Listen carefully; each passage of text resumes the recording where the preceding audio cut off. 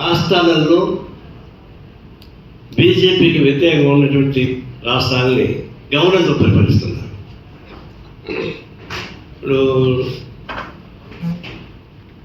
Aam Aadmi party ఏమైందండి, BJP వ్యతిరేకిస్తారు కాబట్టి కష్టాధిపతులు గట్టిగా నిలబడుతున్నారు. కేరళలో బీజేపీ వ్యతిరేక లెఫ్ట్ గవర్నమెంట్ కాబట్టి వాటిపైన దాడులు చేస్తున్నారు.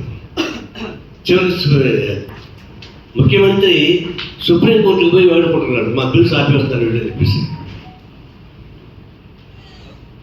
కర్ణాటక గవర్నమెంట్ ప్రపంచంతో ఎన్నుకోబడిన గవర్నమెంట్ అది.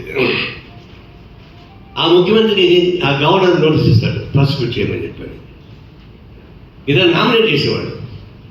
కేంద్రం ద్వారా నామినేట్ చేయబడినటువంటి ఒక వ్యక్తి గవర్నర్ అర్థం పోస్ట్ అర్థం పెట్టుకొని జనం చేత ఎన్నుకోబడిన ముఖ్యమంత్రిని ప్రాసిక్యూట్ చేస్తున్నాడు. అదే అవార్డు కట్టున్నాడు. అట్లే చెప్తాడు. నేను మన కర్ణాటకలో ఉన్నా. వాళ్ళు చెప్పారంటే ల్యాండ్ గ్రాంట్ తీసుకున్నారు. రాష్ట్ర ముఖ్యమంత్రి అది మైసూర్ అర్బన్ డెవలప్మెంట్లో ల్యాండ్ చూసినప్పుడు ల్యాండ్ తీసుకున్నారు. ల్యాండ్ అంటే ఇప్పుడు అమరావతి ల్యాండే కదా, చంద్రబాబు నాయుడు తీసుకున్న ల్యాండే.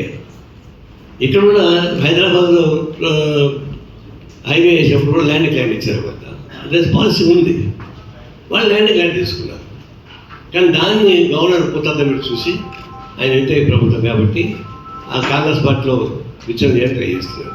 అంటే గవర్నర్ పాత్ర తమిళనాడు, కేరళ, కర్ణాటక, ఢిల్లీ ఇవన్నింటిలో ఒక పాత్ర. వాళ్ళు ఓడిపోయినా సరే వాళ్ళ మనిషి ద్వారా ఎన్నికైన ప్రభుత్వాన్ని ఇబ్బంది పెట్టాలి చేసేందుకు ప్రయత్నం చేస్తారు. ఇది ఫెడరల్ స్ఫూర్తికి వ్యతిరేకం, రాజ్యాంగ స్ఫూర్తికి వ్యతిరేకం.